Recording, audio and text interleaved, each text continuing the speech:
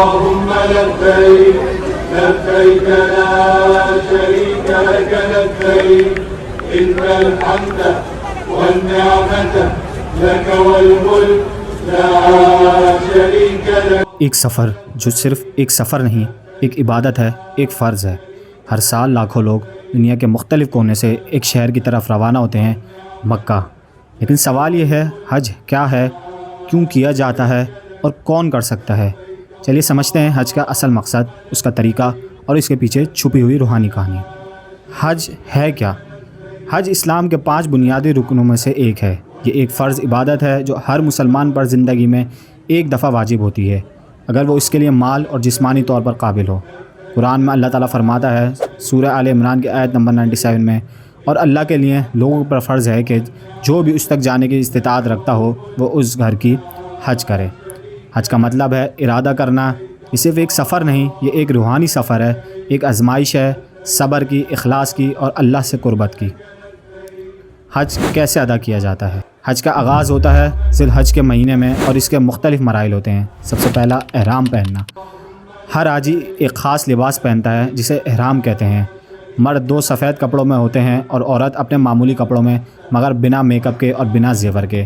دوسرا، طواف کعبہ۔ پہلا عمل ہوتا ہے کعبہ کے 7 چکر لگانا، اسے طواف کہتے ہیں۔ تیسرا ارکان ہے سعی۔ صفا اور مروہ کے درمیان 7 مرتبہ چلتے ہیں حضرت حاضرہ علیہ السلام کی یاد میں۔ چوتھا، منی اور عرفات مزدلفہ۔ یہ 3 مقامات حج کے سب سے اہم سٹیجز ہیں۔ عرفات میں حاجی سب سے زیادہ دعا اور عبادت کرتے ہیں، یہ حج کا رکن اعظم ہے۔ رمی یعنی شیطان کو پتھر مارنا۔ جمرات پر 7 پتھر مارتے ہیں، یعنی برائی کے خلاف اپنی نفرت کا اظہار۔ قربانی اور بال کٹوانا۔ اس کے بعد قربانی کی جاتی ہے اور مرد اپنے بال منڈواتے ہیں جبکہ عورتیں تھوڑے سے بال کٹواتی ہیں۔ یہ تمام عمل کچھ دنوں میں مکمل ہوتے ہیں، لیکن ہر عمل کے پیچھے ایک گہری روحانی معنی ہوتے ہیں۔ کون کون حج کر سکتا ہے؟ حج ہر اس مسلمان پر فرض ہے جو بالغ ہو، عقل مند ہو، مالی طور پر قابل ہو، جسمانی طور پر سفر اور عمل ادا کرنے کی صلاحیت رکھتا ہو۔ اگر یہ کنڈیشنز پوری نہیں ہوتی تو حج فرض نہیں ہوتا۔ حج صرف عبادت نہیں، حج صرف ایک ریچول نہیں بلکہ ایک ٹریننگ کیمپ ہے جہاں انسان اپنے نفس کے خلاف لڑتا ہے، جہاں رنگ، نسل اور زبان کا کوئی فرق نہیں۔ ہر شخص ایک ہی لباس میں، ایک ہی جگہ، ایک ہی مولا کے سامنے حاضر ہوتا ہے۔ آخر میں حج ہمیں صرف اللہ کے قریب نہیں کرتا، یہ ہمیں انسانیت، برابری اور خدمت کا پیغام بھی دیتا ہے۔